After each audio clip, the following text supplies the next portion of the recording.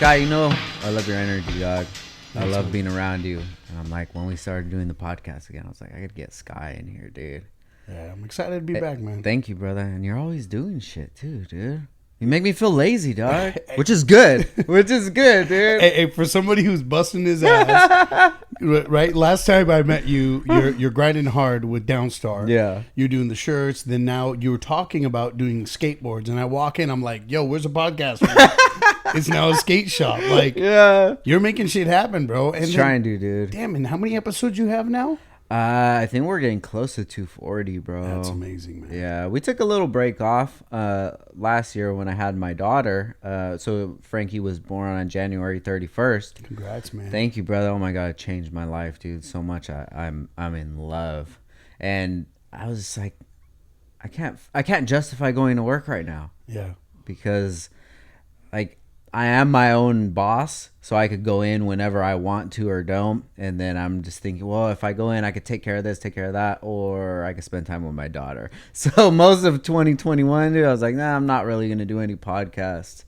But now she's getting a little older, and we're back on it, man. And I'm glad to have you on the pod. It's always good hanging out with good people, especially people who represent Ventura County well and been grinding. And Hell yeah, dude. I like surrounding myself with other people that have a vision, that just they grind and then they get theirs.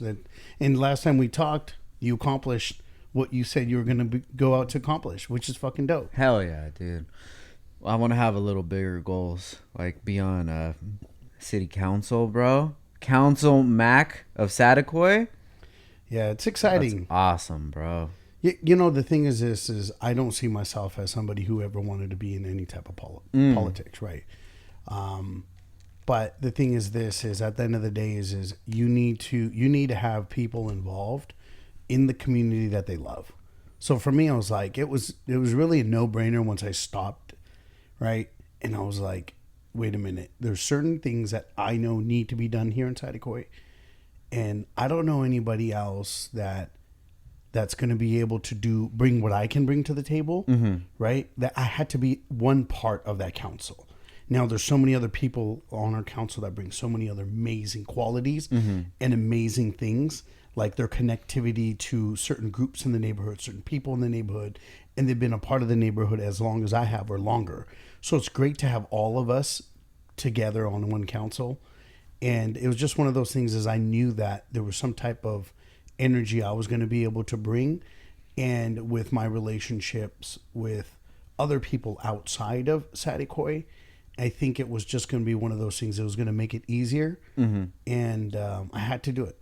That's beautiful, bro. That's awesome. And like all the plans that you have for for your business and for Saticoy, like that's commendable of you just to get involved in that, because you see it happen all the time. People get it that they don't know what's going on in their city, and somebody that's not from the city comes in and starts making these changes, and like, bro, who are you? This doesn't even make any sense. And the thing is it's a job of a representative of the city, the county, the council, whatever you're part of, to represent your people. Yeah. Right? So it's like our job to listen to what people want and need and understand what's the best way of going about it. It's not about what I want. It's about what the community wants and needs. Yeah. So I think that happens when people from outside jump in, because they don't know, or they're not even connected to the community that they're representing. Yeah, for sure. So what made you want to even go in that direction? Like, how did that even happen? Well, number one, the ex-mayor of Ventura, Matt Levere, who's the board of supervisor now, reached out to me and said, we're looking for some business owners, 2 business owners to be a part of the council, and we're looking for other people that live here part of it. And he was basically kind of telling me you should consider it. And I know I was busy at the time, and I'm even more busy now, but it was one of those things that I just felt like it was my duty to do it. For sure. And I knew that I could add value alongside with the other amazing people that are part of it. Awesome, man. Congratulations, dude. And along with that, you have the liquor store, Happy Place Craft Beers, and then now you just opened the food. Yeah, the eatery. Ooh, Happy Place Eatery. Dude, tell me about that, bro, because those smash burgers, those look amazing. You know what? We've been so blessed. We've only been out, like, this is our second month. Okay. As like since we've opened, we went to the Yummy competition at Casa Pacifica, which is the biggest, best event for the last 10 years, Food and Wine Festival. That's what they were crowned that for the last 10 years. They've won that award. Gotcha. And they have some amazing chefs that come there as judges, celebrity judges, and a bunch of people that like know their food. So to be there with 40, 50 other huge name brands, like amazing restaurants and country clubs and amazing chefs, to be there and walk away within 2 weeks of being in business, top 3. Oh my God, The dude. only burger that placed, and Wow. we were top 3 in food category. Wow. Not burger category, food. Dude. Congrats, brother. So it was just a blessing to be there and to be able to donate our time, energy, and food for a great cause. Because Casa Pacifica does some amazing things. They help women and children that are in bad situations, in situations where either they've been abused or something that really they're out of place, they're out of home. So they take them in, they show them how to get back on their feet, and they counsel them. It's so many amazing things that they do. So Carrie is a big part of that organization, and we've been helping out that organization for a long time with the store. And this year she's like, hey, bring the food truck. I'm like, I don't think we're ready. She's like, we could use you guys. Like, it'd be awesome to have you guys there. So then we're like, okay, we're going to do it. And we just expected to be there to be a part of something cool and something great. And it's a fun event, So even though what they're doing is a great cause for the kids and women, this is a party. I mean, it's like drinking, food, like amazing stuff. And to be there with 40, 50 other amazing chefs and place third. Wow. It was a blessing. And that's been one of the things a lot of people have been wanting to come to the food truck for. Is like, wow, how the hell did you place? People try for 5-6 years and they don't even place. You guys walk in 2 weeks into business and like get third place. So it was just a blessing to be able to do that. Now, has a food truck been something that you wanted to get into for a while? So for the last 12 years, I've been wanting to open up a food establishment. Okay. With alcohol. So I'm going to give a big shout out to Barrel House 101. Okay. Joby, and OBC. So that's Ojai Beverage Company out in Ojai. So years ago, I went there and I saw, at that time, Joby was running it with George. I went there and I was just mind fucked, right? I'm like, they have a liquor store that's pretty badass, right? And they have food. Like, fuck, I need to do this. Yeah. Right? So it's been an inspiration since I walked in there and they mind fucked me saying, this is a cool concept. So I've been wanting to do it ever since. I bought the real estate years back, but we've been having a big struggle getting water. That's right. I remember you talking about that previously. And what's bullshit is it's just for Saticoy because we get our water from Ventura. So they've limited how much water we can get to prevent us from growth. And we're on the plans of the future for City of Ventura to annex Saticoy. But they only annex when it's profitable. You can't make anything profitable until you can build. You can't build without water. So I got a feeling if they don't make something happen, they're going to get hit with a really bad lawsuit. Oh, wow. Yeah, City of Ventura is going to get hit with a bad lawsuit. It's going to happen. If nothing happens, I can already see it. So you feel like they're holding Saticoy back from growing? 100%. Okay. Yeah, and obviously every city wants to keep water for themselves, right? But the thing is this, by holding back water from a place that's under your future jurisdiction, when it's set in stone that, hey, eventually you guys are going to annex them. Yeah. It's just a matter of when. They're never going to want to take it over because it's a liability. But it can never be profitable if you don't allow somebody to build. Okay. Make sense? Yeah. So it's one of those catch-22s, and eventually there's going to be something happening. We're already working on figuring a way to build. We're working with the New Line Partners, which is a great construction company out of Ventura. And I try to do everything local, you know, as much as possible. Even our food truck, we got it spray painted by Contra. Oh, okay. Juan Martinez, Yeah. right, from the lab. From the lab, He yeah. did it all by hand. Another kid, Hershey's, did my paint job on it. Oh, very cool. Everything I try to do, I try to bring it as local as possible. You know, being local, I'd rather spend my money locally. Yeah. Well, I haven't been to the lab in so long. Where's it at now? It's in Saticoy. Oh, really? Literally one street over from us. Dude, that's crazy. When I first started Downstar, I had them wrap my hood. It was for our first show that we took the car to. You're talking 2009. Wow. Bro. That's crazy, man. Shout out to them. Yeah. That's cool though, dude. So the truck isn't permanently at your location, correct? No, actually, we're traveling around to a lot of breweries. Mm-hmm. So Wednesdays we're at Casa Agria in Oxnard.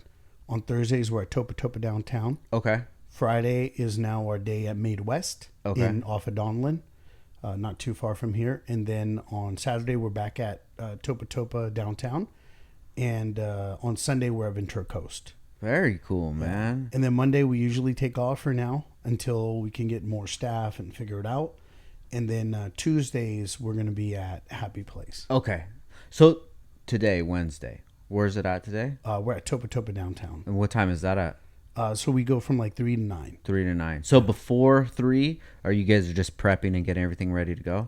Yeah, it usually takes us about an hour to prep. It doesn't take us too long because we make everything fresh, hot right there. We don't try to prep our food ahead of time. Got you. Because the quality is not going to be the same. You know? Got you. The same way that we fed the judges to get that third place prize, we want to make sure every single one of our customers get that same experience.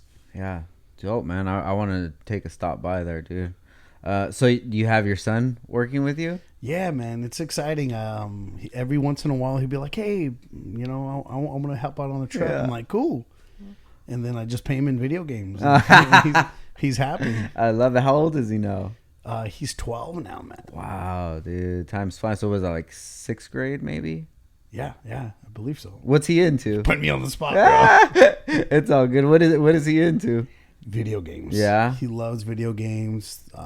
He's gotten into the VR thing, bought him a VR thing last year, and he really enjoys the VR.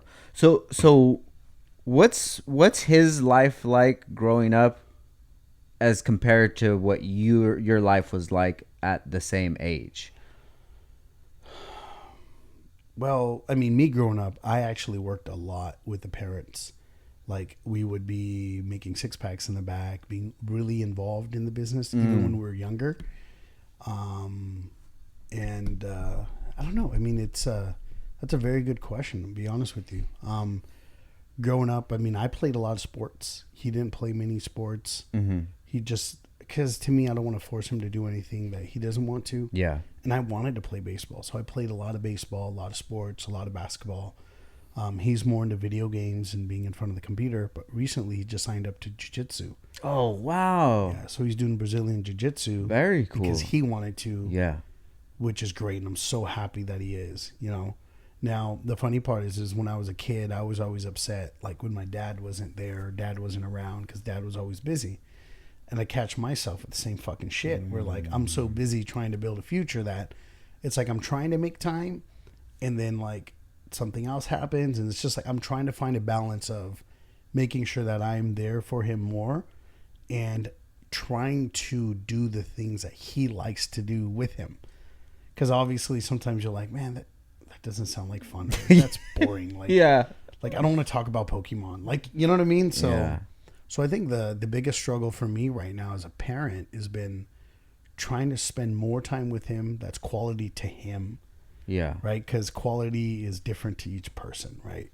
So I'm trying to do that more and still try to continue to grow and strive for my dreams. But at the same time, I don't want him to feel the same way I did where, hey, your dad wasn't around, Yeah. And that's brings me on the point why I even asked the question, because my son is growing up differently than I grew up. Now, you say you had to work a lot when you're younger. I'm assuming to actually help out to keep the machine going. And your son probably doesn't have to do that. My son doesn't have to do that. And I'm sure that you learned a lot of valuable life lessons working at that young age and trying to, figure out how this works. Like, how do you give that to your son without making him do a job that he doesn't want to do? That's a $1 million question. Yeah, right. I mean, I would say for me, growing up, I didn't even really have to do it as much. Okay. But it was one of those things, if both of my parents are at work, because both of them were working at times, right? So then we would be there too. Yeah. There's no one to watch you. Yeah, for sure. Yeah. Like, we're going to be there too, and we're learning what they're doing. But I think the most important thing for me that I learned from my parents is hard work, right? I saw them work hard, and I saw how good, especially my both of my parents were with people and their customer service. So they were really good with people, and I saw that, so I picked up on that. And for me, I want to be able to not tell my son what to do, but to be the role model that he watches and sees what I'm doing and emulate the good things. Got you. Right? And try to avoid doing things that I don't want him to do, because it doesn't matter what we say to our kids, it's what they see. Yeah. Yeah, no, for sure. And then when they see that you're working the long days and you're just busy and maybe missing some significant games or something like that, it's kind of hard for them to understand that, this is what we have to do, So it's just that balance that I think probably most entrepreneurs deal with. And the struggle that the struggle I think is for me is also with me, my wife, and my son, right? So it's like I've been working so hard at this new business, and the thing is even though she's supportive and she does like the finances of all of our businesses, which I'm really thankful for all the hard work she does, and what she brings to the table allows me to do what I do. But at the same time, it's like I'm a bit crazy. Yeah. You know what I mean? Like, I'm always like, I want to keep growing. I want to keep doing things. And sometimes it's harder for me to explain to her or my son why I'm doing something and what the big picture is on it. So like with the eatery, I can see it as something massive. Yeah. Right? Way bigger than it is. And right now, that one truck will never pay me what my time is worth. That one truck will never be able to, even if it was super successful. It can't give me financially back what my value of my time is. That one truck. But the goal's not the one truck. For sure. Right? The thing is when we do a brick and mortar, that right there will. Because I'm going to, you know how much, I know you're not a drinker anymore, right? Yeah. Because Frank the Tank needed a rest. Needed to chill out, bro. He needed to chill the fuck out. Shout out to Frank the Tank. Hey, you know what? You live, you learn, you grow. But I really, truly love, I have a passion for good spirits and good alcohol. And I wanted to create a place that you can go, take your family, your friends, have great quality food, great quality drinks, whether it's a cocktail or it's some beer that you can't get your hands on, And I wanted to create that there in Saticoy, because in the East End, we ain't got shit. Yeah. Right? We got like a couple of decent places, and like you can only go to the same place so much. Man, literally, dude, when you're saying that, I'm just trying to think about where there would be to eat there. And I'm sure there's a lot of small places, but like as far as name brand restaurants and stuff, there's not much right there. And even good quality restaurants, there's not many. And the problem is sometimes when somebody opens up one taco shop, another person does. It's like 10 taco shops. But then again, they're all competing against like a $2-3 taco, right? So if you're comparing against a $2-3 taco, your quality meats can't be that great, because for sure you're competing against the next guy. And I just don't see anybody elevating their game and saying, fuck it, I got filet mignon tacos, it's $12. Oh shit. You know what I mean? Yeah. Like me, my mindset is like, if you build it, people will come. Oh yeah, for sure. Right? I mean, you remember how the store was back in the day. Yeah. Right? It wasn't shit, right? And we were doing a fraction of what we do in volume now. The quality we had was crap. But as through the last 18 years, I've noticed you bring something dope and you market it well and you let people know you exist. And people come and spend money, because a lot of us have the money to spend for the experience, the quality, and the enjoyment. I mean, if you work in your ass off, you want to go treat your family well. You want to go eat some good food. And I feel like I have the balls to say, fuck it, I'm going to do it. I'm going to make a burger that's $15 with fries. Yeah. You know what I mean? Because I'm going to use certified Angus beef. I'm going to use the best quality ingredients. And it's already shown that we've only been in business for a month. And our second month, the first week, we actually finally weren't losing money. You know? Not like we're like super successful yet financially, but we've shown that, hey, you can do this. Yeah. Well, I guess that's just an example of your thoughts. You have to show them to people like, yo, this is what I think. I think we can make this happen. And now it's just the proof of your thoughts and you just knowing that the business, the marketing, the quality of the food, the competition, you know how to put it all together. And in your head, it works. And then now you just show everybody now, hey, it worked. Yeah. So when you build something, say like the food truck, what is your end goal as far as like your motivation for it? Because taking the time away from your family, your other obligations, what does this mean to you to be able to determine that you want to put attention to it? So as you've noticed, my store used to be called Sam's Saticoy Liquor. Yes. I did a name change to Happy Place. Yeah. Right. So this is a part of my whole master plan in my head. Right? Got you. It sounds crazy to other people, but I have this plan to build in this brand, Happy Place Craft Beer, Wine, and Spirits, and Happy Place Eatery. Eventually, I want to open up more stores with Happy Place Eatery and copy paste. Got you. That's kind of what I'm trying to create, but I'm going to do it in a way where I take the people that are with me, that are part of my team, and I'm going to create a business for them, with them, that eventually they'll have ownership in. Wow. Yeah. So I'm creating like a franchise system, but it's going to go to my employees. Got you. Right. So Garrett, he's my general manager. Dopest dude. He's going to get the first store. Right. Travis is my assistant manager. He's going to get the second store.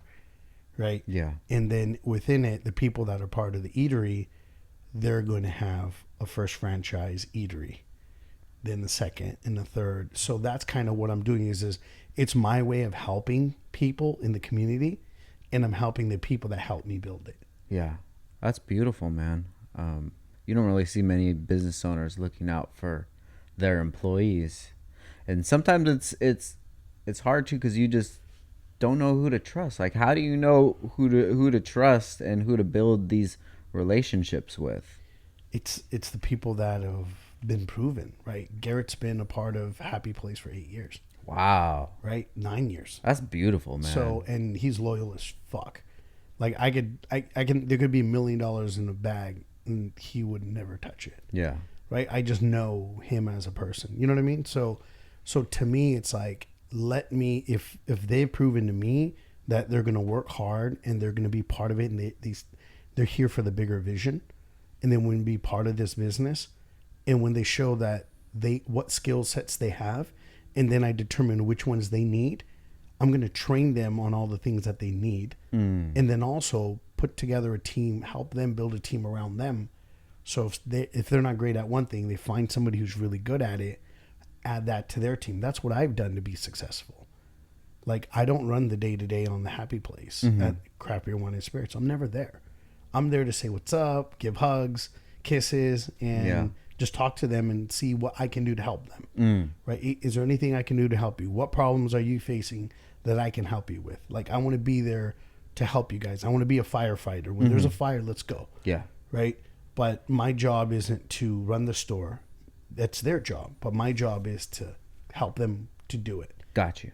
And then once you find those leaders that they've been able to do it for you, those are the ones that I'm going to help so that they can have their own ownership and build their own future as well. Now, when did you feel comfortable about leaving the day-to-day at the liquor store? Do you call it a liquor store? Do I what? Do you call it a liquor store?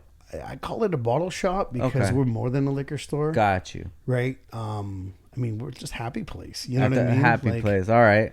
Like, it's just one of those things that, like, you don't expect that when you walk in. Yeah. right? Like people every day drive by the 118 highway, drive by Saticoy, and they drive by for 10 years, 5 years, last 2 years. They walk in and they're just, holy shit. Yeah. I can't fucking believe I've never walked in here. Yeah. And the thing is what really gets them is not just our great quality craft beer, because we have the best craft beer selection in Ventura County, Santa Barbara County. Our amazing tequila selection, our hand-picked whiskey selection. We actually traveled out to Kentucky and we did barrel picks, meaning that there's a room full of barrels and we say these are the type of barrels we're looking for. They'll bring 4 to 5 to 6 barrels to us. We'll sample each one and see which one we think is the best, and we'll buy that whole barrel and they'll bottle it for us. Oh, wow. So we did that for 2 different barrels while we're out there doing our field trip. Yeah. With my GM, Garrett, and Travis, my assistant manager, who's also my whiskey guy. Uh-huh. So like we did that fun experience and we're able to bring back some of Kentucky that we experienced that we're like, wow, this shit's fire. So for me, is like when you walk into our store, it's an experience of amazing quality products, but it's also the amazing employees we have. Yeah. Right? From Garrett to Travis to Judy, Brianna. I mean, our whole staff is just amazing and they really enjoy it and they make it a happy place. So my question again, how did you feel comfortable about leaving like the day to day? How long down the line was it till you got to that spot? Because that's like the dream for any entrepreneur. You build something, get it running, and they'll call you when they need something, but then you have the freedom to go create whatever else you want to create. So it happened multiple times, right? So for the first 10 years, I was just busting my ass. Gotcha. Like I was in debt through my eyeballs, like, taking on a lot of loans, and then I bought the property. So I was having to work 180 to 120 hour weeks for 10 years. Oh my God. Right. Just to pay off bills. And once I got to that point where I could afford to live off of the store's profits and not my wages. Gotcha. Right. Because most of my wages went to pay bills. Mm-hmm. Right. I was only taking home, say, a couple grand a month after paying all the bills. I was still living with my parents for a good 10 years, 8 years after I got married. Wow. Me and my wife lived there and it was a struggle. And the thing is people don't see the struggles an entrepreneur goes For sure. through, right? So the first 10 years, fuck even making what I used to make working for somebody else. I was pretty broke. Yeah. Right. And then once I finally got to pay off some stuff and I was able to get a couple of good managers, I kind of broke off a little bit and I started the Bloody Cure. Mm-hmm. Right. And I was away for a while, but the store suffered. And every single time, like I would lose a manager or lose somebody and I had to be back in the store, we'd build it up. And luckily, I don't think I've ever been as comfortable as I am now. Yeah. Right. So like Garrett is just done such an incredible job because he also has more help too. Like he has Travis by his side and both of them just crush it and they help each other out. Right. So before I would only have one manager and then a bunch of employees. Now I have 2 managers in there and they help each other out and they can lean on each other. And you have 2 people taking like full on ownership of the store. And now I've never felt more comfortable, but I've walked away from the store still paying attention to what's going on. And it was hard. Yeah. But now I feel like now I feel real comfortable. But then also putting in systems in place, I think, is the most important thing. What do you think helped out, like some of the systems? I think one of the best things I could ever do is I pay for a service where there's a safe in the store. Mm-hmm. They come in once a week and take the money. Okay. Right? So we don't even touch any of the money that goes in the store. Goes in there. So my wife from home knows exactly how much cash comes in the store, how much leaves. So she doesn't have to spend an hour a day, 2 hours a day counting money and go to the bank. That happens automatically. Oh, okay. Got you. Right. So that allows us to run the business more efficiently because we're like, because we switched the name to Happy Place with a goal of opening more stores. So we need to create systems. So one of the systems was giving her more time by taking her away from that job. Right. Because in essence, It's how can I remove myself from every single task, right? And then the other thing is coming up to the realization that I may be the best liquor buyer because I can negotiate better and I have better relationships with each vendor. I can get a better price. Well, I'm also better at this. I'm better at that. I'm better at that. I'm better at that. Thing is I'm not better at all of it at once. And when you can identify who can do a better job at each thing, and now as a team, they're doing a better job than I could do because I couldn't do all those things at the quality that they're doing. Yeah. Right. And then coming up to the realization that this person's great at this and not good at this. Not making them do something they're not great at. Maybe making them better at it, but giving that job to somebody else. And so identifying people's strengths and weaknesses and what they enjoy. Right? Because if you put somebody in charge of something they like, they're going to be happier. And also putting people in charge of things, because then they're going to take ownership versus just saying, hey, and everybody do this. Yeah. Then do you give your employees any sort of like perks, like I don't know, like some kind of, I don't want to say gifts, I don't know, like field trips or something like that, or like things that you guys will do together just to show like your appreciation? Yeah, like Garrett and Travis has been kicking ass and they love whiskey, so I took them to Kentucky. Oh, so that was the reason that you guys went out there? Well, it was they earned it. Okay. They've been busting their ass. Gotcha. Right? Number one. Yeah, okay? for sure. Number two, they love whiskey, and who the fuck, if you really like something, you want to go be a part of it, right? So if you and your team's been busting their ass, now next time there's an import fucking big old scene in Tokyo or in Detroit or wherever the hell it is. Yeah. And to be able to take them to have that experience to kind of educate them on it. And then even having a booth or whatever, it's like one of those things that it adds value, not just to, hey, thank you, I appreciate you, but also they're learning and they're getting a new understanding of your business by being a part of something bigger and special. That, like, I don't know any liquor stores that take their employees to a trip to for Kentucky to do something like that. I haven't heard of it, but there may be, right? But I did it because I'm like, these are my boys. Like they take care of this business, so I want to take care of them and I want them to learn. Yeah. And so then our next trip I'm taking them to is Mexico. Oh wow.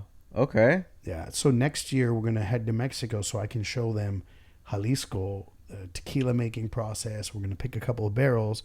And then we're also going to do some episodes of Sipping with Sky with different distilleries in Mexico. Sipping with Sky, bro. I love the pod, man. You're a good podder, dude. Hey, thank you, You brother. are, bro. So how is the podcast doing now? You know what? I've been so busy. I've been trying to make time. Yeah. You know, and it's all about making time. I was planning on getting a manager to run the truck full time. And right now I'm still looking for more team members. Once I get enough team members where I don't have to run the truck day to day or ever be on the truck, I think I'll be able to make more time. I have a ton of guests lined up. I just haven't had the time. Got you. I saw that you had was it Freehoff? Yeah. That's crazy, bro.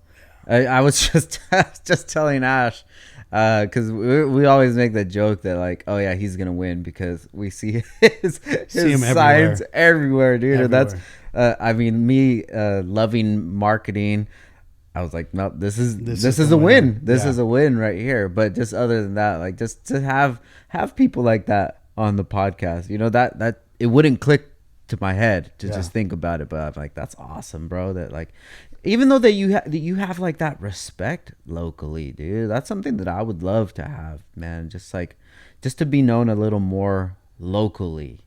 And the thing is, it's one thing is you have to realize I worked that store for 12 years behind the counter. Every time you came in, 100-hour weeks, 120-hour weeks. It's just you. So, and you build the relationships directly with people one-on-one, face-to-face. Yeah. I had people coming in that were in politics. I had people coming in that were part of the fire department, part of the sheriff's department. I didn't know who anybody was, but I treated everybody with so much love and respect, right? The same way you do, but the only difference is I'm in their face. Yeah. And they're talking to me regularly, and I didn't even know who the hell they were. I just know, hey, that's Victor, or that's this person, that person, and they're really cool. And eventually you start getting to know what they do, and there's no big reasoning of why you're being nice. You're just being nice to be nice. And then eventually like things start clicking, like, oh, you do that, cool. And then I started the podcast, obviously. One of my big inspiration of that was you, like I'm like, thank you, bro. I was like, this dude's fucking killing it. I Thank love you, what you're brother. doing. And your consistency, I mean, like, fuck, you're in 200 plus 250 now. I mean, like, I really want to get to the point where I can be so consistent that I have a schedule set. This day's my fucking podcast day. That's it. Like, Yeah. I'm doing it. I really want to do it because it's my passion. I love people telling their stories. For sure. Right? Especially, and then I'm not a confrontational person. So usually the person that's going to be on my podcast, somebody I like, or I like what they're doing. Right? I'm not really big into that. Oh, bring somebody in just to tear them apart. Gotcha. It's not my DNA. I'm a type of person to build people up. But to me, it's like, hey, I want people to hear this guy's story or this girl's story because it's fucking dope. Yeah. When you're into podcasting, there's really kind of two fields that it falls into. One field is where I feel that you and I are, is that we just enjoy podcasting and talking to people, and then there's the other one where it's a business. And we need to get views on this podcast. What is the clip that we could take from this podcast that is going to get people to watch it, go viral, and for the sponsors and things like that? I'm like, I don't want to do that because first of all, like the bread and butter is Downstar, and that's already taken care of. Although I do like to make money and businesses, I have to do things that make me happy. 100%. I need a happy place, dude. And this is my happy place. And sometimes I'll sit with people and I won't know much about them just from like our small interactions that we've had or social media and things like that. And I sit down with them and like, wow, I respect this person so much more after talking to them. And hopefully if I do, that the people watching will as 100%. well. And that's how I feel about somebody like you, man. Like I've known about you for a long time. And even when I first started hearing of you, I had my reservations because of who I heard about you from. And I was like, oh, I hope that Sky is not like this guy, someone that I don't want to mention. But after I ended up meeting you, and then after we did the podcast, this is just a fucking genuine dude. Just a hustler, man, just trying to make his dreams come true, and he's making it happen. And dude, ever since then, like, I've had so much respect for you, dude, and that wouldn't have happened if I just didn't make the time to sit down and talk with you. And the thing is, in this world, there's a lot of people that are going to say things that are not necessarily true too. So whether it's good or bad, right? There's people out there that there's a lot of jealousy. There's a lot of haters out there that will put something either negative towards you. And then there's certain people that really like this person. So they're going to say something positive. They're not going to say anything negative either. Right. So you have both sides of the thing. So it is always hard to judge a person in what they truly are inside. Right. So it's difficult. So, I mean, even I have that too. It's like, I have people tell me, hey, this person's so good. Like when a lot of the police officers or the sheriff's department said, hey, Freihoff is amazing. Like Jim's the guy, man. Like he should be in office. I had my reservations too, right? And then I met him and I was like, all right, this dude's dope. And then I talked to him. I was like, okay, I like what he's saying. Then I talked to more people. That was like fucking 20 people I talked to in the sheriff's department. And I was just like, this dude's the man. And they told me stories, and each one had their own stories. And they worked for him, or they worked above him or under him. Okay. Both. And I'm like, and if I'm hearing this much, I got to actually get to know him. Got to know him, went to a golf tournament, met him. I was like, this guy's the real deal. So sometimes we need to, we take people's input and then we make our own, judgments on somebody. And it wasn't about anybody talking down on you. It was the person that was hanging around with you, and he ended up burning me like crazy. So I was like, oh, I hope this guy Sky is not like that. But that's probably why you don't see him around you anymore. I have a real I have a real difficulty with that. Like, Yeah. my biggest fear is if somebody is doing something negative. I've had an issue recently, and I'm not going to get into detail about it, but I was around somebody not knowing the things that they were accused for. Then I found out later, and then I kind of disassociated with the person because I'm like, the worst thing that's going to happen here is somebody that trusts me, see that I'm cool with this person and I'm doing, something with this person, and then they burn a friend of mine, and my friend doesn't even ask me, hey, is this person cool? They just make the assumption Because they're around you for sure. And I just had to separate myself because as much as I thought the person was cool as shit, I was like, man, the fact that you're able to do that to certain people, I was like, I gotta step away. For sure, because you never know when it could be you. Yeah. It's And it wasn't me too, by the way. Yeah. I found out later I got burned too. But but at the end of the day, it's more about making sure that the people that trust me or what I'm about, they see me with that person and they don't trust that person automatically. Because sometimes when you're associated with somebody for good, you think that everyone's good. When you're associated for bad, you think everyone's bad. Yeah. No, you're totally right about that. And I kind of relay that to, like, in the automotive community. There's like guys that are, influencers, and they have, big following and things like that. And then when you see them support a company where this company isn't really there for the culture, and they're really there just for themselves, and you see them supporting that, when I see that, as like, okay, I really can't take anything that they say for fact now, because I know that they're just doing it for, they got free parts or whatever the reasoning is, but it just makes me look at them a different way. And then I'll look at myself the same way too. It's like, well, I can't associate with people that are doing bad things, because I'm trying my hardest to get away from doing anything bad, because I know the power that has. Whether it's true or not, I feel like karma is a real thing. Oh. And it'll come back to you good, or it'll come back to you bad. And it's just on how you decide to navigate your life. Yeah. No, I 100% believe in karma. I live my life every day, like, make sure that I do right to people. And my intentions are always to do it. Yeah. And if somebody if somebody takes it the wrong way, then so be it. But my intentions are always to make sure that I take care of all my people. Yeah. So on that subject, and then you said that you're not a very confrontational person. So say you have your managers. Are there any times that you have difficulty explaining what you're trying to get across to them without getting into a confrontational zone? I've had issues, and I've had one in the past where, see, the thing is as much as I like to be calm, I like to be collective. One of my favorite audiobooks I've ever read is How to Win Friends and Influence People. Got you. And if anybody's listening, fucking read the book, read it, listen to the audio. It's one of the most impressive and real audiobooks out there, period. It's probably my number one favorite book to go back and listen to.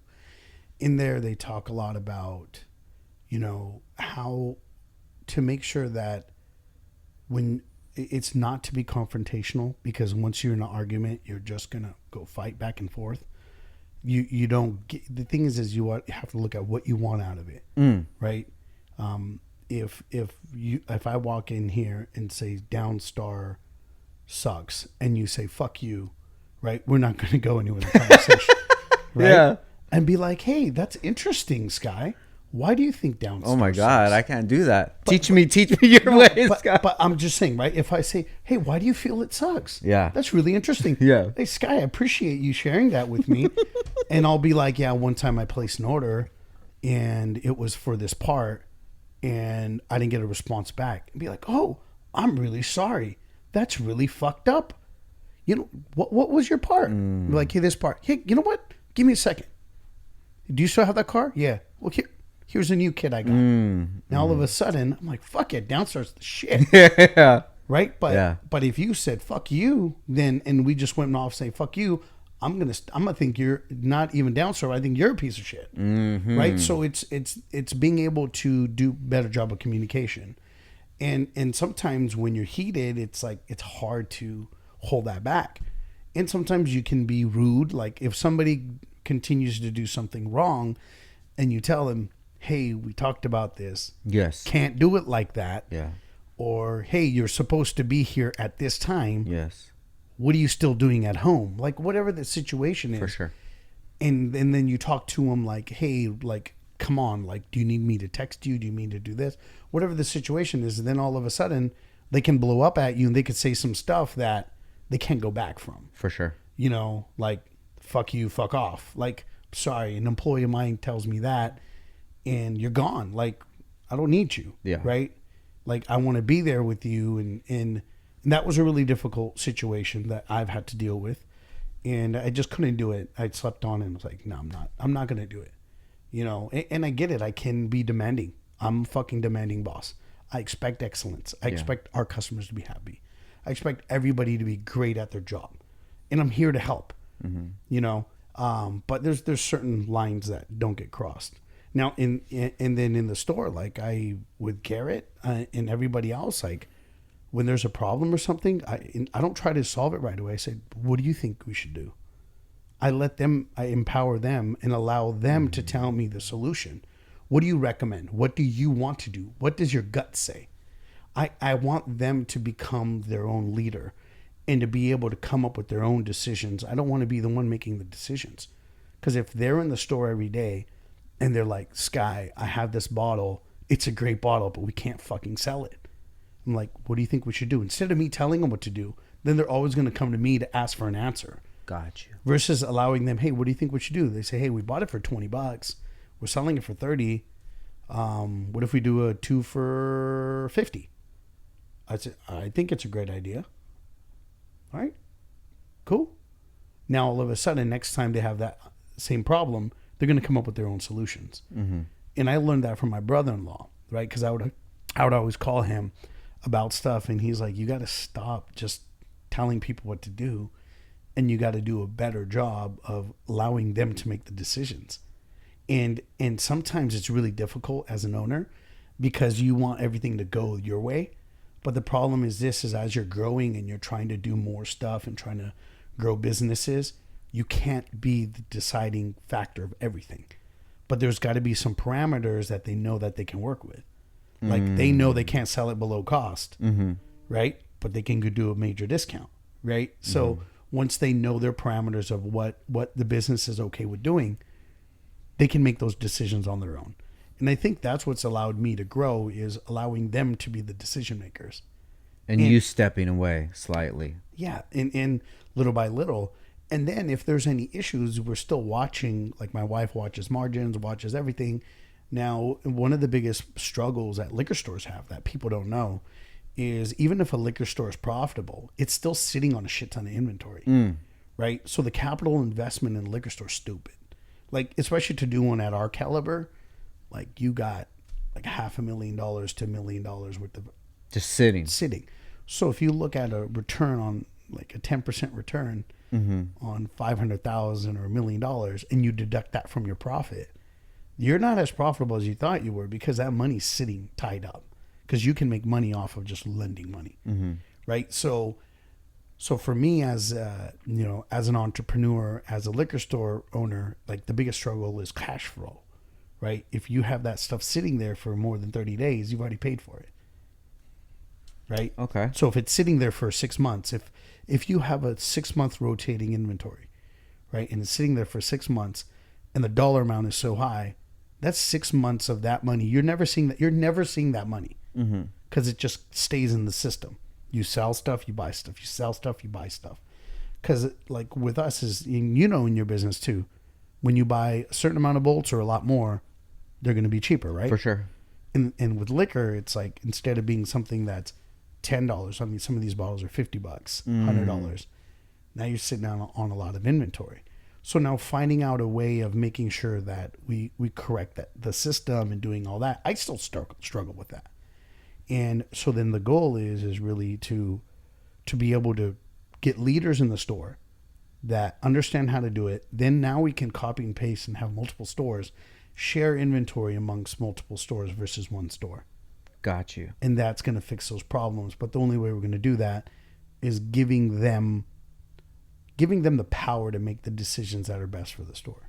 This is fascinating, man, because the idea that you want to open multiple locations, like that's such a beautiful thing, and that's something that, like, you know, it's crossed my mind. Not really with Downstar, because I feel that Downstar, the automotive hardware portion of it, is best as an e-commerce. Yes. You know, but as far as like a brick and mortar, I could definitely see the skate shop turning into something that, if I have, you know, if Downstar has certain followings in these sort of cities around the country, how hard would it really be just to go there, open up a shop, and, you know, start Atlanta? Bro, I got a dope idea for you. Imagine taking a 20-foot cargo container, right? Pimping it the fuck out. Make it a Downstar tagged up container, and setting up a shop in there, working with local municipals, like cities that they have like a skate thing, and being able to fucking just drop it there. And so now your audience who's skating or whatever, you literally have a shop right there. And that might be a cool concept. I thought about that earlier today when I was downstairs with you. Yeah. Looking at your stuff. I'm like, it doesn't take up too much room. A 20 by 8, you're going to be able to get a whole lot of shit in there. Yeah. And to be able to open up 1, 2, 3, 4, 5, 6, 7, 8, 9 shops, you could do that shit pretty quick with that. No, for sure. You know who's done that? I'm not sure if you're familiar with Chemical Guys. They do like automotive detail products. They're opening up, it's called Detail Garage, and in the last few years they started opening up, and they're opening up everywhere, dude. They have so many stores now, and you're talking starting from one location, and then now he franchises out all these other shops. And I'm like, dude, that's so awesome. But I think the main thing is that you have to set the foundation of what each franchise is going to look like. Yes. So that brings me back to the Happy Place.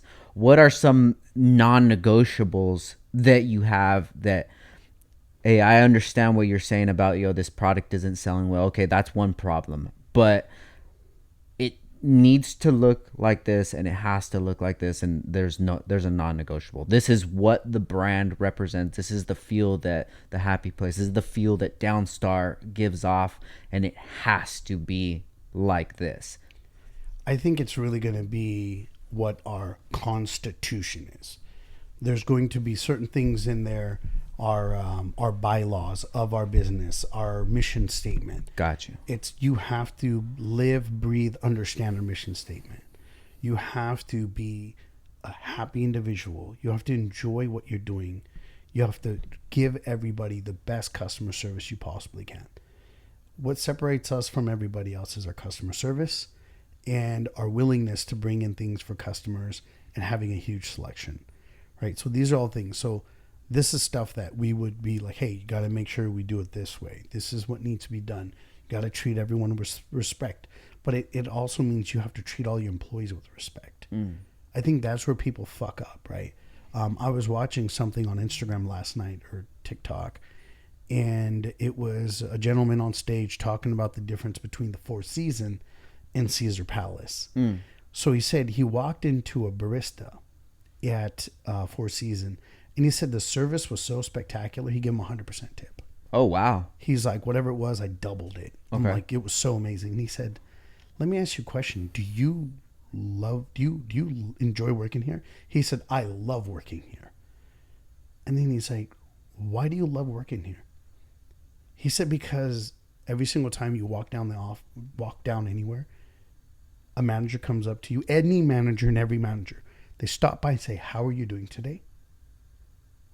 Is there anything I can do to help you? Every fucking manager. And then he says when he goes work for Caesar Palace, he's just waiting to leave so he can come to his other job. He says because every time you walk by, They're trying to find you slipping up somewhere and to tell you you're fucking up. So creating that happy and that lovely environment that you don't feel like you're going to get criticized for everything you do bad, but you're going to get uplifted from everything you do well. And to let them know that you're there to support them. And I thought that was so powerful because it's already something that I implement in my business. I treat all of my employees with love and respect. To me, they're my family, right? Like it's different. And that's why my employees treat the customers the way they do, because that's the way they get treated. And it's funny, like I never really broke that down to that level until I listened to them. Like, holy shit, that makes a whole lot of sense. Yeah. So do you actually have like a mission statement, something that, you know, that the employees that they recognize and they know that that's something to follow? So we were working on one for the store. And the thing is, I don't want to be the one that's writing the mission statement. We were supposed to get the whole team together, and I wanted everyone to write into the mission statement that works there. Oh, okay. So say what you think would be something good, and okay. And I want everyone in that mission statement, and after everyone reads the mission statement, everyone agrees and signs it. The Declaration of Happy Place. Exactly. I love it. So, and I think everyone should do that, right? Okay. Because, and then sometimes, like anyone who gets hired, they look at it, and if somebody doesn't do what's in there, be like, hey, do me a favor. I want you to read our declaration, right? Our mission statement. I want you to read it. This is something you participated in and you agreed in. I want you to just look at it, right? And then they look at it and just be like, I know what you're capable. Like uplift everyone and tell them, hey, we appreciate when you're doing this. I know you're going through some personal shit. Fucking sucks. I'm here for you if you want to go talk about it. But we have to make sure we stand by the statement that we put together. I like right? that. It's all about accountability, right? How can we hold somebody accountable without making them feel like shit? Right? And I think that's a struggle in business. It's like, as business owners, we're so fucking stressed out. Like they don't know, like, hey, when you have a bad month and fucking shit hits the fan and like you're really fucked, like financially, you get hit with all these taxes and then you get hit with this and you get hit with that and you're like, whoa, like all this in 1 month. And sometimes it can be really stressful. And then sometimes us as entrepreneurs, we can unleash it on our customer, but it's not our customer. We unleash it on our employees that unleash it on the customer. So what you're really doing is you're unleashing that on your customer. Because if you're being negative to your employees are going to be negative to your customers. And for me, it's like, that's the one thing I try to avoid at all costs is trying to come off negative to any of my employees, even when they fuck up. Like I like to pull them aside and try to like let them know, hey bro, like we got to do this. And sometimes, you know, like in stressful situation, I have been rude and I have done that, and I'm a human, but it's not something I like to do. And sometimes those situations can turn into bad situations, because if somebody feels threatened or uncomfortable in that situation, they can act out. Yeah. And then one little conversation that it could have been a conversation, it just turns into a whole big thing. And it shouldn't have. Yeah, for sure. I mean, I hope that like people realize it too, that like business owners are people as well. And that's why I like to have these kind of conversations, man, because it really humanizes the business owner. And if you're not a business owner, you really don't understand what it takes and the pressures that are really with it. But then again, you shouldn't, because you're not a business owner and you didn't decide to have to do that with your life.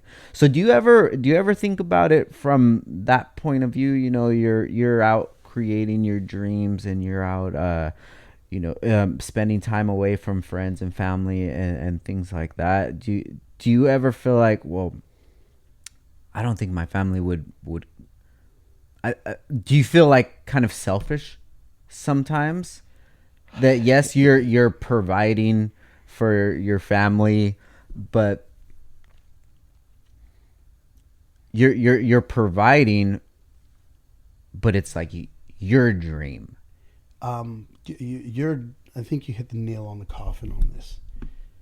The thing is, yes, somebody can say it's selfish, But let me be honest. I can't love anybody if I don't love myself more. I love myself more than anybody else. Fucking. And if somebody doesn't agree with that statement, so be it. I love myself to the core. And I love my dreams. I love my passions. I try to make sure that they're as easy on the family and friends as possible. But sometimes shit happens that you don't expect, and you got to be in your business a lot more. Like with the food truck right now, I've been busting my ass nonstop, but I'm also learning how to cook in there. I'm learning how everything A to Z, how the equipment functions and operates. What can I change to fix it? And I'm so deeply involved that my wife suffers, my son suffers, my friends suffer. But that's my dream and that's my passion. And if I am going to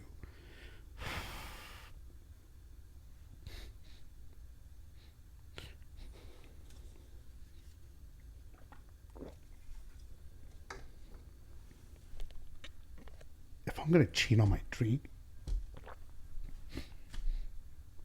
what won't I cheat on? Right? Yeah. It's my fucking dream. If you're the most important person to yourself and you're not true to yourself, I never looked at it from that point of view, bro. And the reason I say all this stuff, Sky, is because I come from a very selfish place. I was a very selfish person growing up. A lot of that had to lead to me not having much as a kid. So whenever I had something, I wanted to hold on to it as much as possible, right? Yeah. When that having, say, money, right? Having money became more important than friendships, than relationships, stuff like that, because if I have this money, this is my freedom. I can do whatever I want. And growing up, I didn't have many people that were really concerned with me, with my happiness, with if I had somebody to hang out with at lunch, at school. Nobody was concerned with me. So it kind of bred me into being a very selfish person. And I really didn't recognize any of that until I met my wife. And when I met my wife, I started to see a lot of errors in my way that I considered were errors. Yeah. That I was valuing things over people, over relationships. And granted, maybe I never had relationships that were worth a damn until I found something that was. But then I feel like I tried so hard to get away from that person that whenever I feel any sort of selfishness, I have to get away from it. So me not doing some sort of things that, yes, it would further the business, it would further my dreams, it still makes me feel a certain way because I feel selfish. And that's a struggle, right? Because for me, it's like, this is something I need to do, right? This has been a dream for a long time, right? And yeah, people are like, hey, you never thought about doing a food truck? No, I didn't think about doing a food truck. But that's just like a step towards what my real dream was. So to make that happen, and the fucked up part is like, when this is over, right, this part, and it's fully staffed, it's running, it's operational, if I don't have something else to look forward to, and I thrive to make things, to build things, to accomplish things, I'm not the type of person that can just sit back and collect money. Mm-hmm. Right now, I live a pretty frugal life. Right, I drive a 2005 Lexus that was handed me down. I really don't spend too much money, and between my wife and I, we could live comfortably and not really have to work. For sure. Right, not lavishly. We're not going to be, you know what I mean. Most of our trips that we take around the world is usually because our rewards points on our cards, and we can manage working like chill. Mm-hmm. But if I do that, I'm depressed. Right? I don't feel like I'm like accomplishing any goals. I don't feel like I'm taking it to the next level. I feel like every time I hit a goal, I need a new goal. Right? I'm like almost like a goal chaser, a dream chaser. Like, Yeah. how can I get to that point where, I have billions of dollars to now make change in the world and do more. You know what I mean? Like, Dude, you're speaking me, bro. Like I finished the skate shop, right? We built the skate shop in like a month from the point where I was like, let's knock this wall down to we had product on the wall ready to go. When it was finished, I was like, okay, now what? yeah, Now what is okay, let's promo the shop, let's get customers in here, let's get this going. But I need something, dude. yeah, I need a goal. yeah. And when we finish that, I'm like, okay, now it's time to do the podcast studio, And sometimes I'll tell my wife these things, and she's like, dude, you stress yourself out. And I was like, I think I told it to her the other day that like the best way that I could put it is, when some people, when they have so much stuff going on, they just can't wait to just relax and not do anything. Yeah. I'm the opposite way. I can't chill, dude. I can't chill, and I can't be at home on a regular day and just sitting around. And not that there's anything wrong with that. It's just, It's not in your DNA. It doesn't feel right, dude. And why is that? What the fuck is that, dude? Hey, bro, everybody's wired differently, right? Everyone's got a different personality. And I'll be honest with you, when I was like sitting around at home, I was like semi-depressed, like in COVID and shit. I'm like, I can't fucking handle this shit. Like, this is closest depression that I've had, other than when my son got in an accident when he was a kid. Like, yeah, that was sad, but that was upsetting and it's fucked up. But like for me, it's like sitting around and doing nothing and feeling like I'm not growing, right? I'm not doing something else like in my business career. Like I expect so much out of myself. Yeah.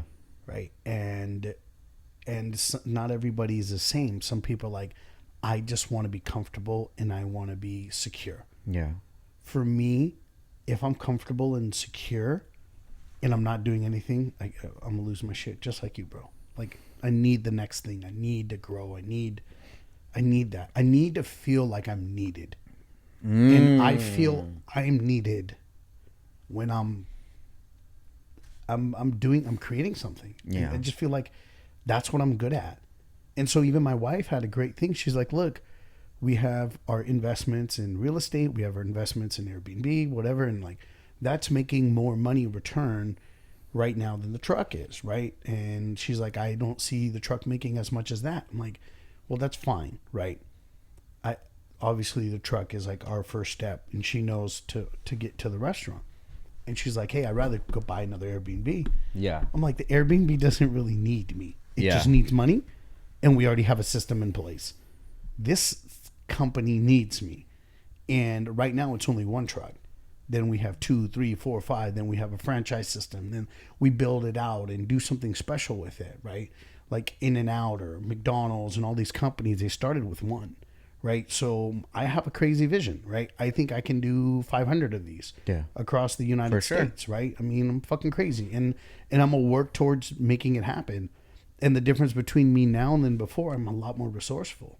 I can pick up phone calls. People pick up phone calls from me that are pretty fucking important, and we can make shit happen, whether it's getting funding or whether it's like help with something. I can call people that are technically my competition in the industry, and they'll be like, Sky, how can I help you?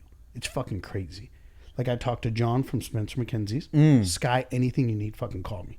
He's like, I started with pop-ups and shit. I can fucking help you with everything. Joby from Barrel House, Aaron Duncan from Fluid State, Jojo from Capricio's, all of these people that have successful businesses that are in the same industry. Like, how can I help you? Yeah. Like, that's fucking special. You know what I mean? That's beautiful, dude. You said something that kind of hit the head, the nail on the head, is like, you want to feel needed. And I think that that's a thing too, because, most of my growing up, like young childhood and even, young adulthood, I didn't feel needed. I didn't feel significant. I didn't feel like I was important in any sort of area conversation until I focused on myself and started doing what I wanted to do and created Downstar and then just feeling important to do these projects, having these visions, making these visions come to life, having people depend on me. Like that's probably one of the greatest feelings ever is for me is to be the person for other people. Yeah. So to be that friend that friends can call, to be that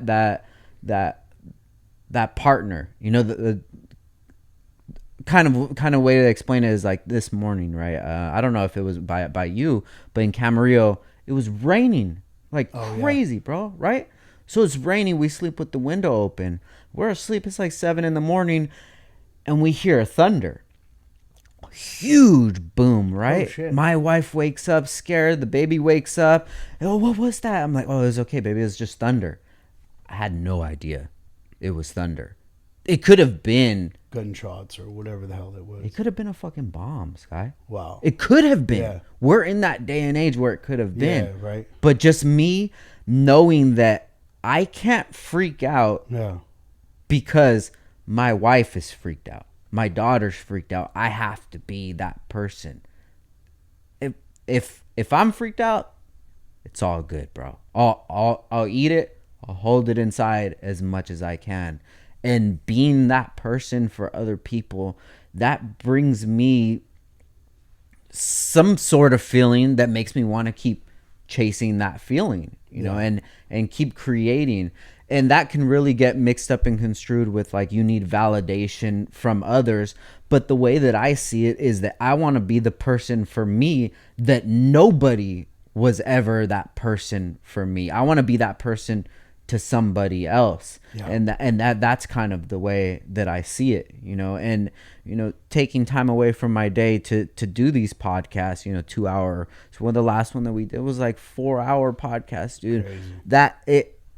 That time can be spent doing other things, but like having these conversations and getting intimate with it and figuring out like what it takes to build a successful business or whatever it is. Like I feel that there's so much value in this, and like maybe that's one of the reasons that I do like it. But it's just for me, man, it's really like that balance between being a selfish person and being a selfless person. Like I still haven't really felt like a balance. I think I've went from one end to the other, and that's something that I've just been struggling with a lot lately. And I think the thing is it can be kind of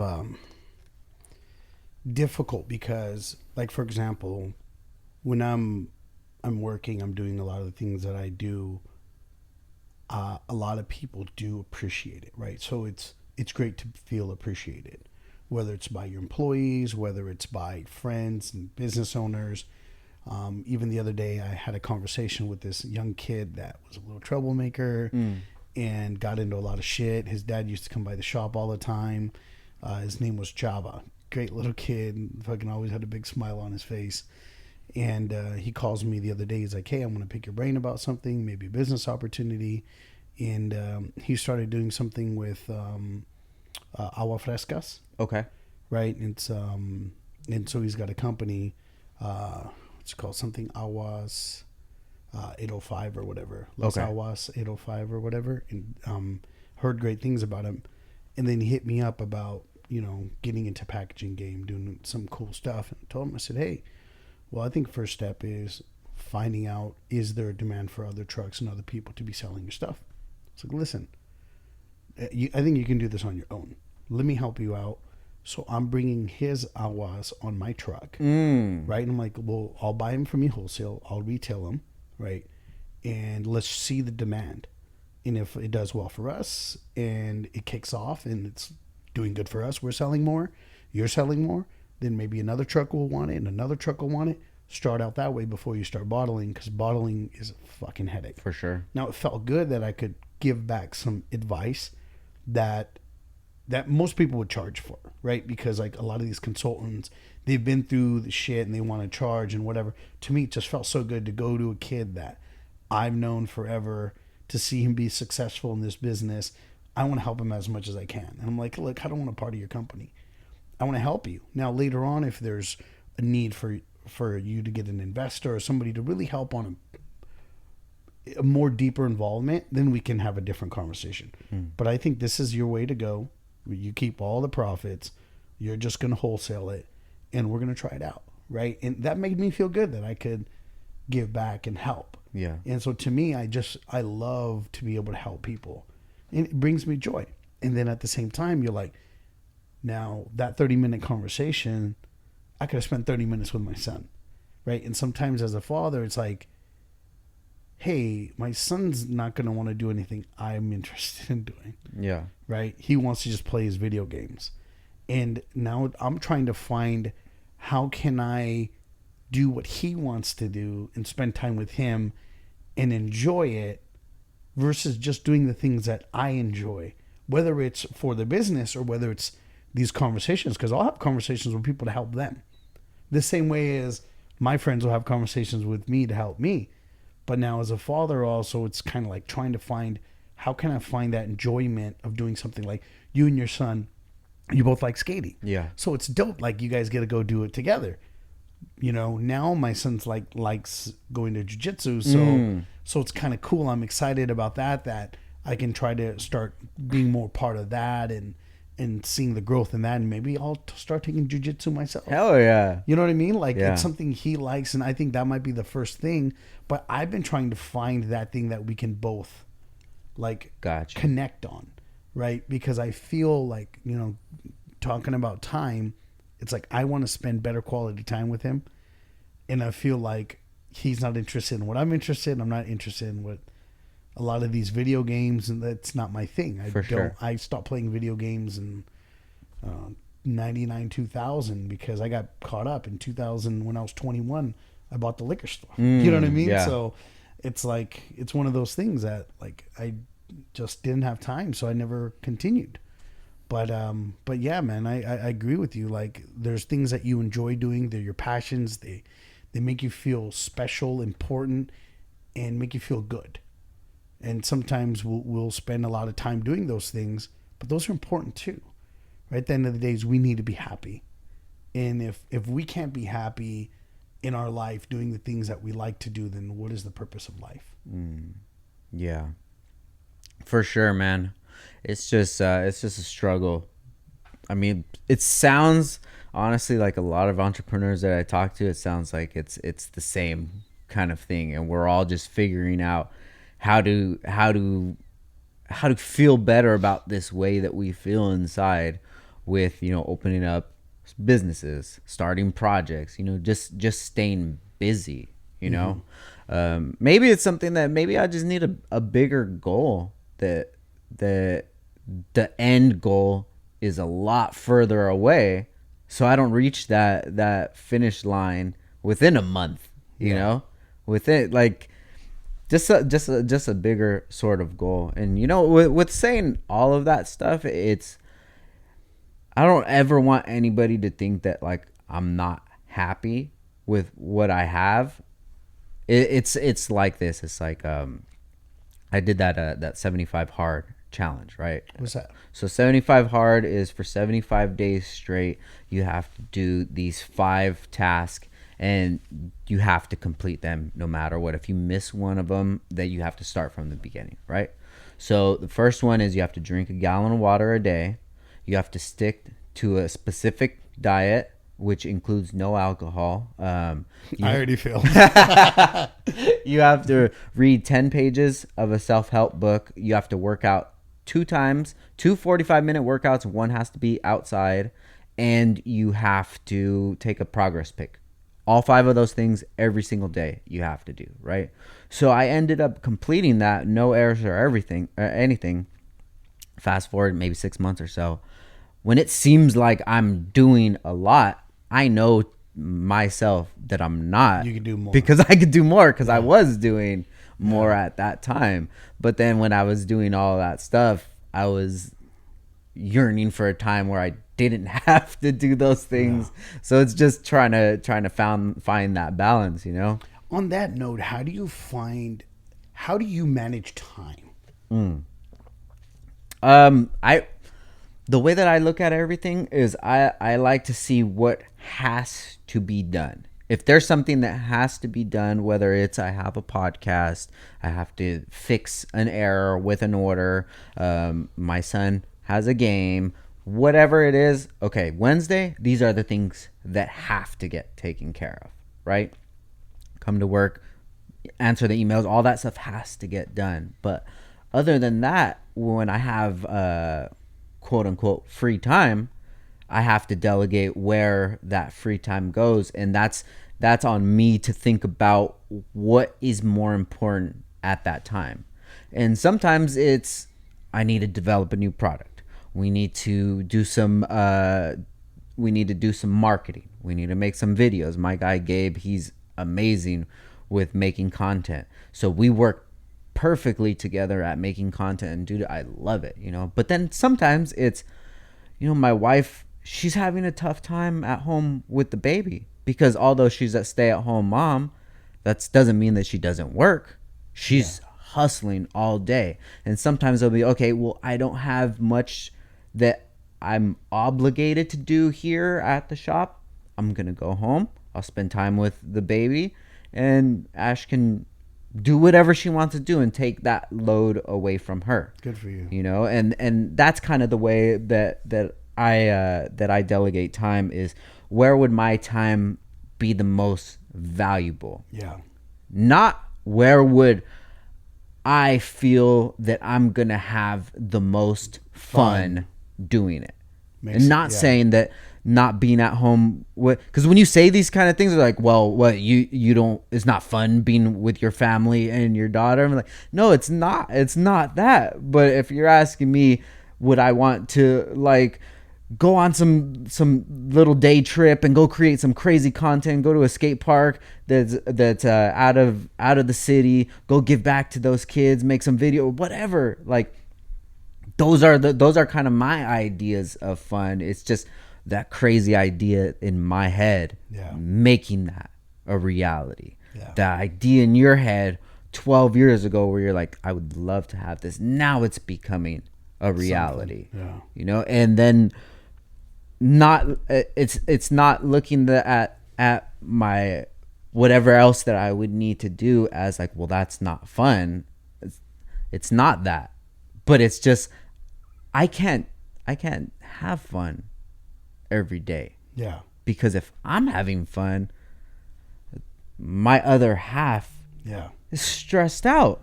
You know, she's stressed out, and I can't just look at that and be like, oh, yeah, well, whatever. Yeah. That's not how I am. Yeah. Because that's how I was. And I know that person, and I want to stay as far away from that person as possible. So I look at it as like, okay, I'm at home. This isn't necessarily fun to be cleaning up and to be doing dishes and stuff like that, but it's tasks that need to be completed. Whether it's a task that I have to do here or a task that I have to do at home. Yesterday, we have fruit trees. I pulled all the fruit off of the trees, and I've been meaning to do that. And that's not necessarily what you would say, like, hey, Frank, what was your day fun? But I think like I look at things as accomplishing goals. That feeling that I get from accomplishing a goal. Maybe that's why I did so good in that challenge, because every day I felt that feeling. Yeah. So when I'm at home, I don't want to just sit there. I'll clean. I'll do whatever. I'll take the baby for whatever. Let's just do something productive. I think productivity to me is fun. Yes. And it goes back to me finding a reason why I'm actually here. Yeah. Why I woke up today. I didn't wake up today just to watch TV and chill and smoke.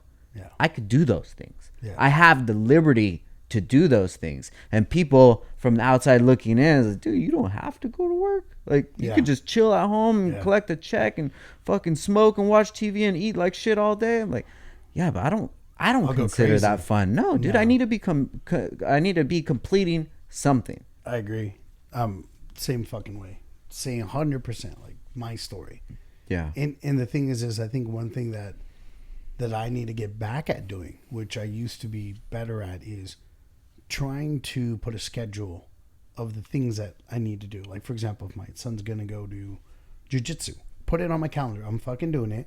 And I got to find a way to make sure I can go do that and figure out how the hell I'm going to make that happen. Because the thing is if it's something is important enough, you're going to fucking make it happen. Whatever the fuck it is. Whatever the fuck it is. It will. You'll make a time for it. If even though like right now, like I'm low on staff, right? And then this funny part is how you went to go open up that skate shop and you opened up in 30 days. Yeah. We literally did the same thing with the food truck. Within a month of buying, Hell yeah. Within a month, I bought the truck and it's open for business. Hell right? yeah. Like, which is unreal. It's crazy. But yeah, so to me, it was like, it's very similar. Like, I need to make sure that I say, hey, I'm going to do this. I got to figure out how it's going to be done. Because when I told myself, you know what? I need to fucking get this. I got to get this truck staffed. I'm leaving the country for 20 days. So I need to fucking get a full team together. The moment I said I'm doing it, like I've already hired 3 people. You know what I mean? So it's like, and there's a 4th person I'm going to talk to probably today. So it's just one of those things is like when you make up your mind you're going to do something, you can do it. As long as you set your mind, I'm going to do this, I'm going to accomplish this, I'm going to figure it out. And then allocating the time for the things that are necessary. Like for me, I'm the type of person, if I need to work, I'll work all day. Like to the point where to a fault.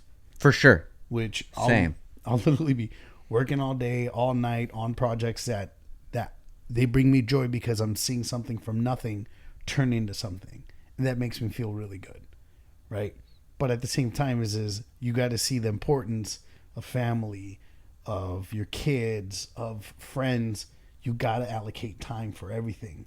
Otherwise, when you're an entrepreneur like you and I, and we get so caught up in the business or whatever we're working on, we can really be so focused on that we're ignoring the important things in our life. Yeah. And that's our responsibility. Yeah. As business owners, as entrepreneurs, it's our responsibility. And the way that I see it a lot is it's used as, well, I'm doing this, well, I'm doing that. And I understand that. But if I'm the one saying that, I have to take myself out of my body and say, you. Yep. That's what you want. That's what you want. Your son wants his dad. Yes. Your wife wants his husband. Yeah. Your daughter doesn't give a fuck about any cars, any business, anything. Yeah. She wants to be with dad. Yeah. And if I want to be that rock for everybody, I have to be the fucking most solid rock for them. Family, 100%. For them. So it's just that, like I say again, that's just that balance that you're just trying to figure it out. And I can make it happen. Yeah. I can. If there's a day that Ashley's going to be very busy with a lot of stuff, okay, why don't I take care of everything that I am obligated to do before that day comes? That way I could help her out. Yeah. And she could experience some sort of fun. Yes. Because I know it's not fun for her being the mom that has to take care of everything, take the kids around and make sure that they eat and this and that. There's some stuff that she wants to do. Yeah. And I can't look at her and be like, well, you don't have to work anymore. Yeah. You don't have to pay bills. Yeah. You know, because that's like one aspect of happiness. Yes. that I feel, you know. So I've been doing a lot of self-reflecting lately. Bro, that's so important. Super, dude. Because you could get caught up in the bullshit, man. You could get caught up in the, well, I'm paying all the bills, I'm making sure that everything's good, but it's like, they didn't ask for that, dude. Yeah. They'll be happy with you if you just worked a 9-to-5 job. You wouldn't spend time with them. Exactly. You wouldn't show be them happy. Appreciation. Do the small things that matter the most. Exactly. Understand their love language and speak their love language. Hell yeah, dude. And I love it, man. And I'm not perfect at it. I fucking love the fact that you said that that you're working on self-reflection. For sure. I'm so big on that shit. Like, the problem is a lot of times is we look at the whole world through our eyes and we're not willing to look at them through others. And once you start looking at them through others people's eyes, especially your spouse or your son or your daughter, you really start looking at things differently and saying, yeah, this matters to me, but it doesn't matter to them as much. This matters to them. I need to make an importance of that. And when you can just fucking point fingers at yourself and say, these are the things I'm doing wrong, you can fucking come up with solutions. Dude, how do you learn if there's never a problem? Facts. How do you learn? Facts. You can't. And I'm a lawyer, dog. I'm professional at blaming other people. I can turn everything around on you. Yeah. But that's not right, because I'm giving you the opportunity to learn the lesson. That I'm too pussy to learn the fucking lesson. Yeah. That's the reality of it. Yep. I don't want to blame that on me, because if it's on me, then I did something wrong, and I never do anything wrong. Yeah. But when I started looking at myself and looking at situations from other points of view, and maybe if I have a conflict with somebody, looking at this person and trying to understand things from their point of view. Maybe they didn't have the same upbringing that I did. Maybe they weren't raised in the same location that I was, which has a lot of things to affect, you know? Maybe they don't have the certain goals or whatever. Now, if I look at the same person with all of these factors in my head, I could totally understand why you came to that conclusion. Yeah. Now it's my job as somebody who maybe wants to take wants to resolve this situation and look at it through their point of view, explain to them, I understand why you see it from that point of view. Now let me show you why I see it from my point of view. And even if we agree to disagree, now you understand that it's not just me being a dick or wanting things my way.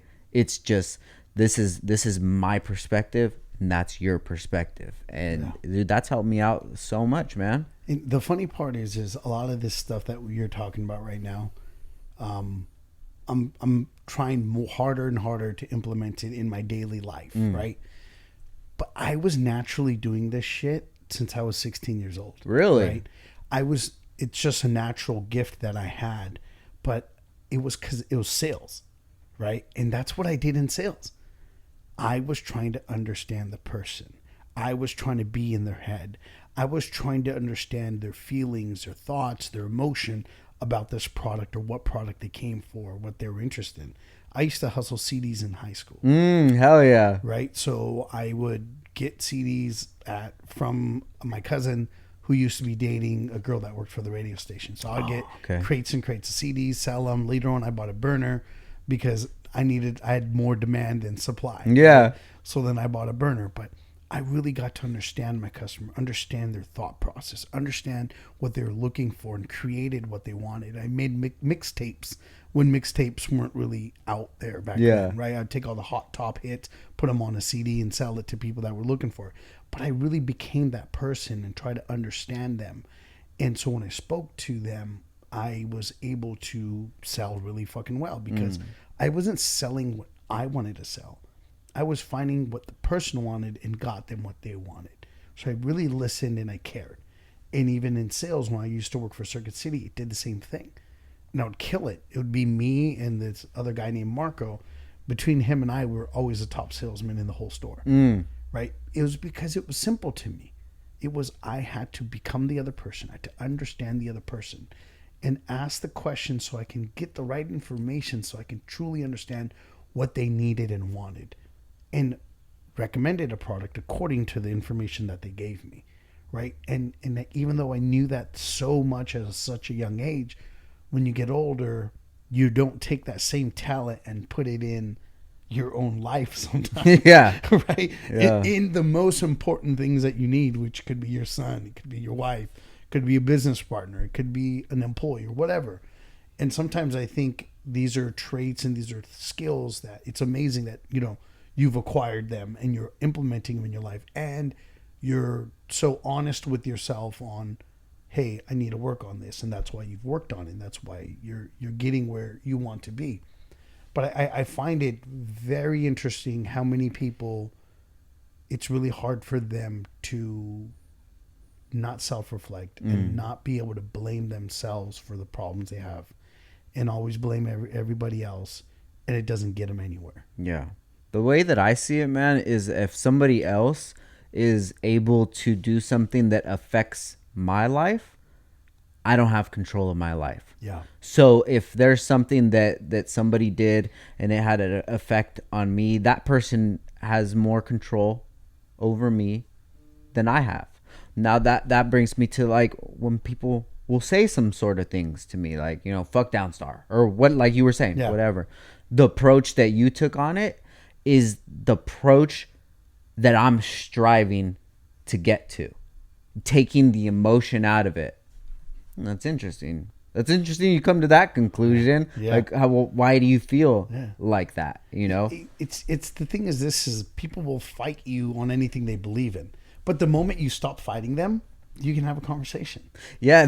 There's this. I think it's Sad Guru. Do you know who that is? Okay, he was on Rogan one time, and he was the one that kind of made me open my eyes about this. He's like, there was a guy outside of some meeting that I was supposed to be in, and he's just saying how you're wrong about this, this, and this, trying to get me upset. And he said, what I did was, you know, I'm so sorry I have to cut this conversation short. I have this meeting, but as soon as the meeting's out, I'll come back out here and you could tell me more things that are wrong with me.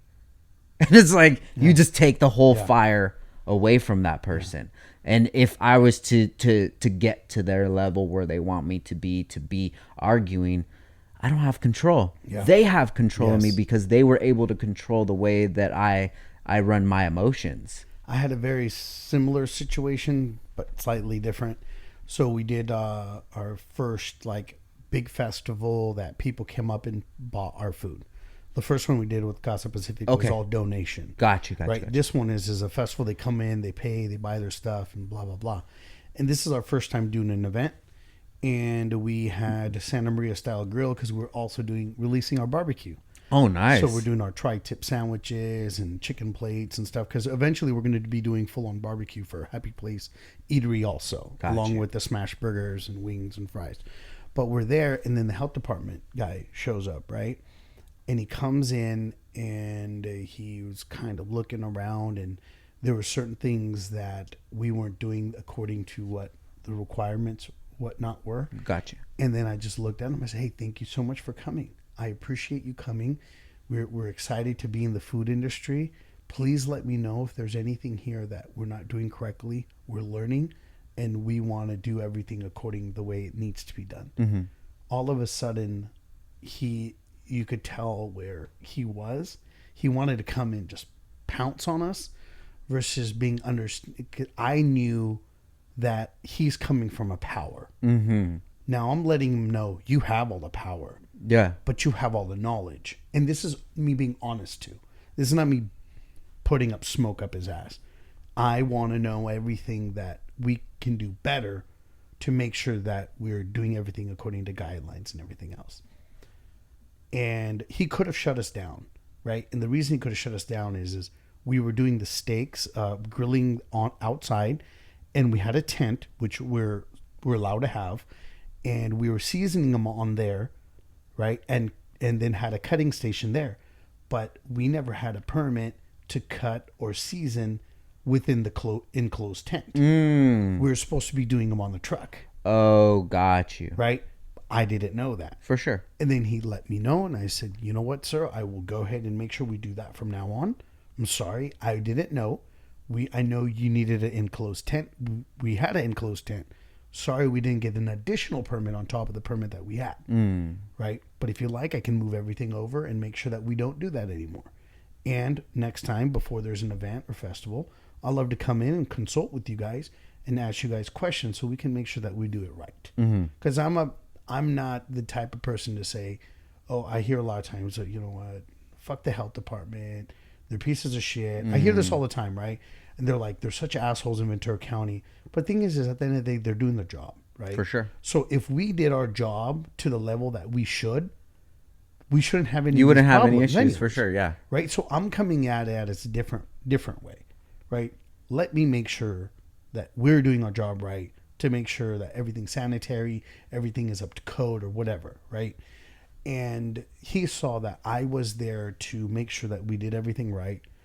And then he's like, well, after you cook them, if you're not serving them fast enough, how are you going to keep them to temperature? You don't have steamers. You don't have this. I said, can you give me a minute and I'm going to come up with a way, right? I ran in there, talked to the crew, and I was like, do the ovens work? They said, yes. I said, can we keep the food in the oven? They said, yes. I'm like, turn the ovens on now. Ran outside. I said, we have ovens that are not being used. So if any of the food is not getting served quick enough, we're going to put them in the oven to keep temperature. He said, great, awesome.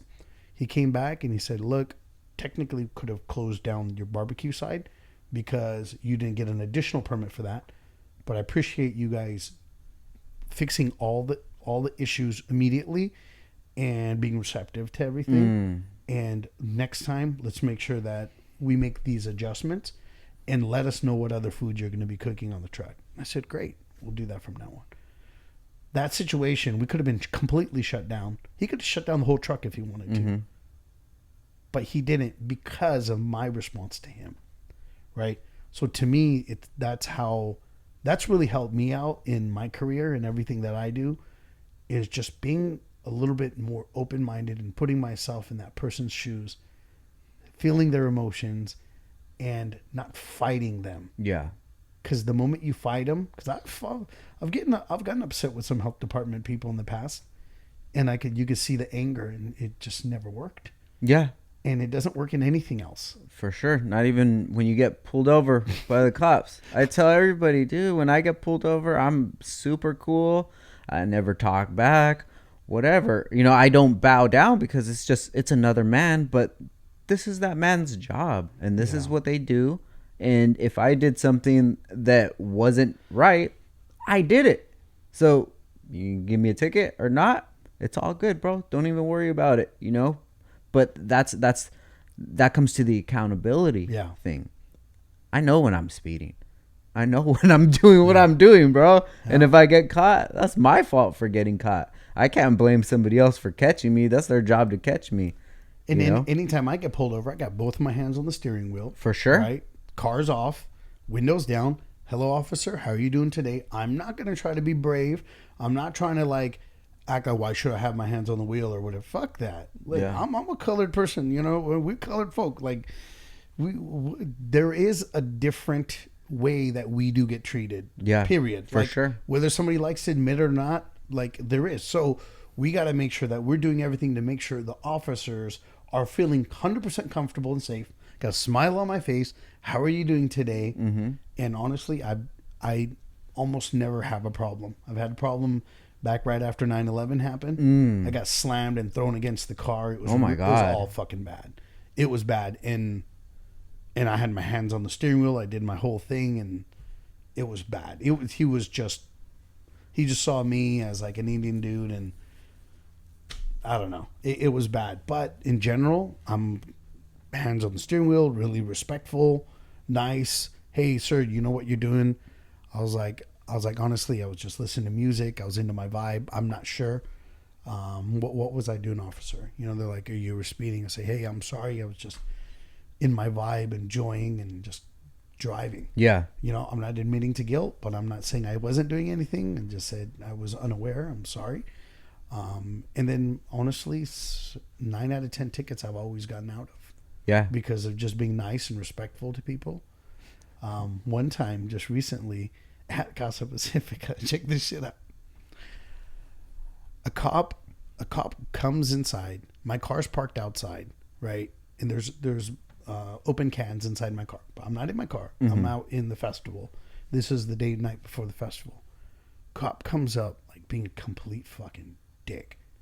Like whose car is that outside?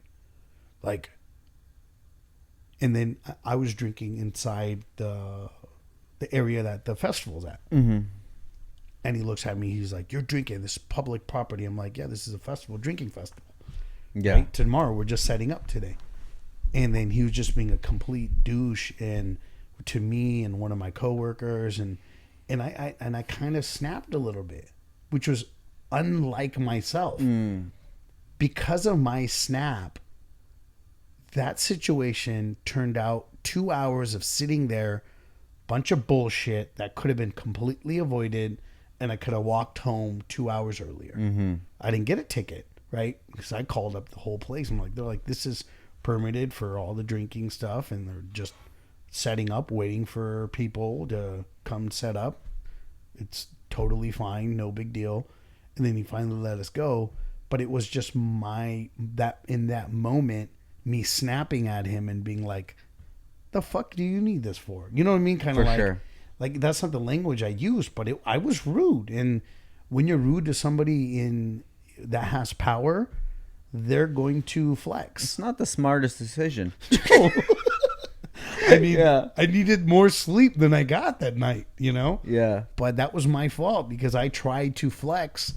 And, you know, at the time, his muscles are a lot stronger right there. Yeah. No, for sure. And it's just about evaluating each situation that you're in and, you know, keeping your ego Yes. in check too. 100%. And making sure that, like, yo, I'm not a bitch, but I was speeding, so whatever. Yeah. And I'm not a bitch that I was doing something bad, so I'll take the consequences for it. It is what it is. Let's just keep it moving, you know. But it's people don't like to answer to somebody like a police officer or like a health inspector because it's somebody telling them what they're doing wrong. Yeah. But if you're setting the foundation for this 12-year dream that you have, and you have dreams of building 500 locations, you're going to want to know, I need to have a permit for the tent now instead of in the future. Yes. That's it. Let me know what I can do, what I can't do. I'm going to play within the parameters. Yes. Let me know Yes. let me know what the cards are, and I'm going to play the cards. And for anybody who's listening, just make sure that you deal with people with power with a little more understanding, and you can completely change the situation For sure. by being respectful and not being defensive, because if they get offensive, they can definitely ruin your day, your week, or a lot worse. Even if they're not justified, so what, dude? So they got friends in places that you don't have friends, dude. So you don't want to play that game. I totally get that, bro. Fuck, Sky. It's so good to talk to you, man. It's always good hanging out with you. I know, dude. You're such an inspirational person, dude. And you definitely open my eyes to some things. Not only about, you know, things that more personal things, but just like the dreams that you have of expanding your business, dude. I love it. And if you make it cookie cutter, this is the foundation, this is what you need. Okay, we're opening a shop over there, we need to get this, you guys need, we're looking for employees that live by these rules, these are the suppliers, this is it, let's go. Like, bro, that is awesome, man. That was something that I would definitely love to do in the future. Hey, the thing is it's all about creating a system, and it's all about giving people the ability to fucking flourish in their roles. And I think for a lot of entrepreneurs, especially when you start, even the first 10 years or 5 years, it's your baby and you want control. Mm-hmm. And I think the hardest part is giving up a little control. And then once you start giving up control, but you're still overlooking everything, and you take a step back, I think you become a lot better.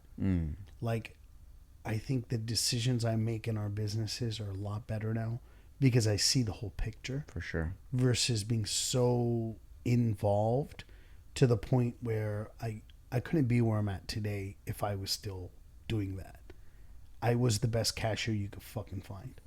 I don't give a fuck. Yeah. Like, even when I was doing Bloody Cure at the time, like, nobody could outsell me. I could have the hottest model in the shop at Vaughn's, Albertsons, you know, big shout out to them for supporting our small business.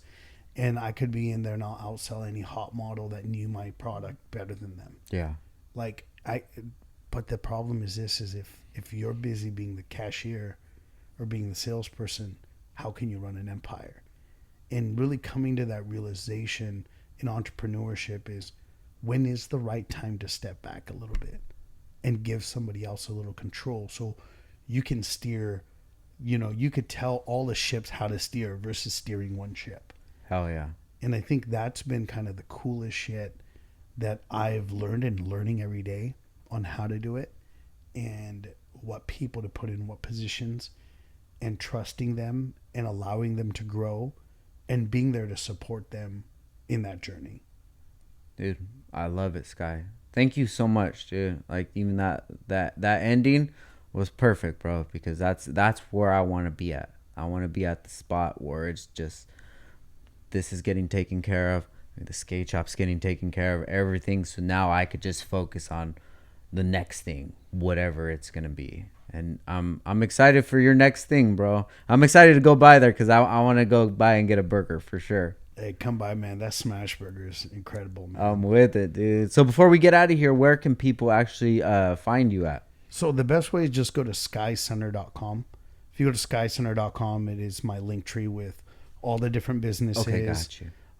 But Happy Place Eatery on Instagram. We deliver liquor for the bottle shop. It's your boy Sky on Instagram, or Sky Center on Instagram. So I got so many. The best way is Sky, SKYSUNNER.com. And then there's links to everything right there. Perfect. Awesome. Hey, Sky. Thank you, brother. I appreciate you. And thank you guys for listening, man. This is another episode of Downtime with Downstar, and we out. Peace. Yeah.